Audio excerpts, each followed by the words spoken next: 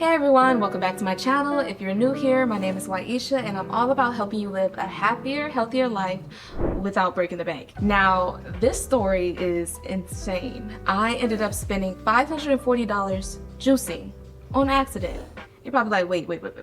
How did you spend $540 on accident? I'm gonna tell you all of that in this video and also all the tips so that you don't make the same mistake I did. In this video, I'm gonna share you how you can juice on a budget without sacrificing quality. I'm gonna share when you can splurge on organic foods and when you don't have to, so you can save money. I'm also gonna share when is the best times to do juice cleanses throughout the seasons and how you can save money if you decide to do it quarterly like I do.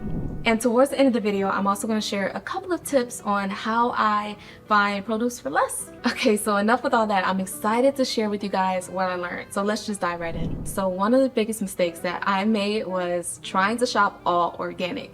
Like, I'm really big with trying to get the best, freshest produce possible. So in my mind, I'm like, okay, everything has to be organic. And then I wonder why I ended up spending that much money. So this is what I learned, and what I wish I knew back then is that you don't have to buy everything organic. There's actually this thing called the Clean 15 and the Dirty Dozen. So technically there's some non-organic items that you can buy and save money because they don't pack on the pesticides like the Dirty Dozen does. And I'm gonna post a picture to show you guys the list of the Clean 15 as well as the Dirty Dozen. The Dirty Dozen is basically produce that has high pesticides in it, and you do not want to consume all that toxicity, right? Especially when you're juicing. The whole point of juicing is to heal. So that's definitely something to keep in mind. The Dirty Dozen, I would recommend buying organic, and those are things like apples, strawberries, leafy greens, right? However, there's some other fruits and produce that you don't have to buy organic, and you could save a lot of money this way. I promise you. Non-organic or conventional produce does not mean GMO. We do not, under no circumstances, eat any GMO foods, okay? So look for the labels. If the label starts with a 9, it's organic. If it starts with a 4, it is conventional, which is okay. This is what I was talking about on the Clean 15. You want to make sure the label says 400. Now, if it says 8, it starts with an 8 and it's 8,000 or 800, something like that. Stay away from it. Don't even look its way.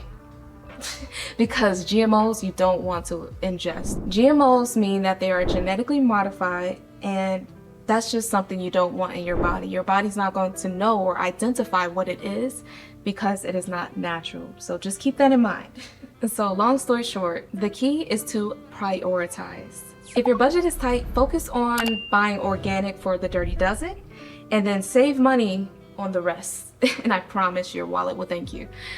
Another thing I wish I knew early on is that if you're juicing on a budget, you're gonna have to be extremely mindful of when you do your extended juice cleanses throughout the seasons. The reason I ended up spending that much money on a juice cleanse, which was happening during the spring equinox, is because we were just coming out of the winter season and there was only a limited amount of produce that was available to me. So I ended up juicing whatever we had in stores. And unfortunately, it was just a little bit more expensive, right?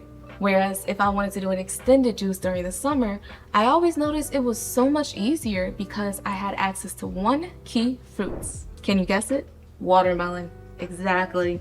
You can get a big watermelon, and once you juice that boy, you have so many jars of juice available to you. And then to make it even more filling, sometimes I add a little pineapple in there. Sometimes I add some apple, you know, I spice it up a little bit. But having that watermelon be kind of the base, I was able to make so much juices and not spend too much money doing so.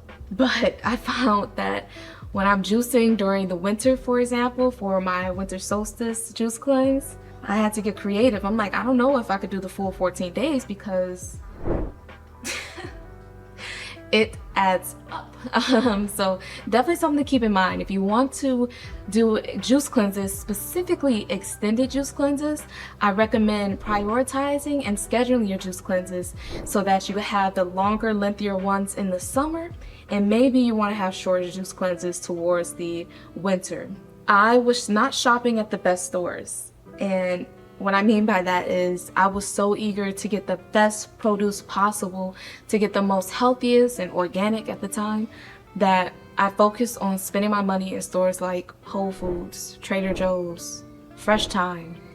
And while these places are great, don't get me wrong, they're much more expensive, right? So one of the things I had to learn was there's other places you can get your produce, especially for much less.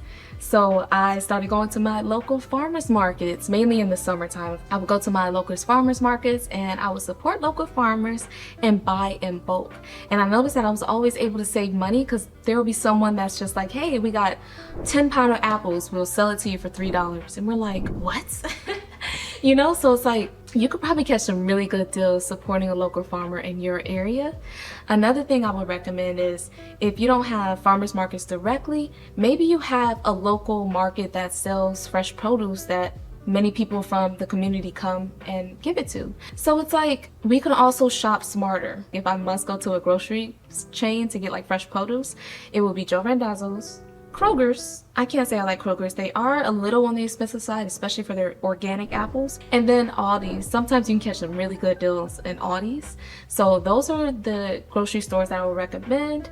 And I also learned about this company called Misfit Market, which I'm super excited to invest in. If you want to see more about that, subscribe and stay tuned because I will have a future video kind of giving a more breakdown on this company. But one thing I love about their company is that they take produce that grocery stores don't want, freshly, perfectly fine produce, but they repurpose it and sell it to people for a much lesser price. And I mean organic food, non-conventional food, you name it. And you're able to do it from an app, essentially.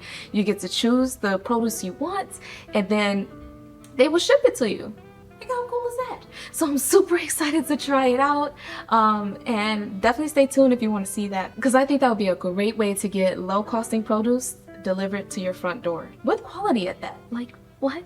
So you pretty much have it. If you don't want to make the same mistakes that I did, simply just know when to choose organic and know when you don't have to, so you can save some money. Plan your juicing cleanses. And I mean, if you want to do an extended juice cleanse, maybe say 14, 21, 100 days, whatever it may be, you may want to plan it to where it's around the summer or the fall time. Otherwise, if you want to save some money, I recommend doing shorter juice cleanses, maybe 3 days, maybe 7, maybe 12, 14 at the max. But again, keep in mind that the longer the juice cleanse, the more you're going to spend.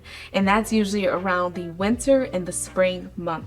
And lastly, be sure to shop smart, meaning if you could save money, find places where you can get some deals on some produce. And lastly, be sure to be on the lookout for where you could save money on produce, whether it's shopping at your local farmers market or using things like Misfit Market, for example, to kind of cut down on costs. I hope you found this video helpful. If you did, please like, subscribe, and share the love. I would truly appreciate it. Let me know in the comments below if you have any tips of your own that you would like to share that would help people save money while juicing. I would love to hear from you.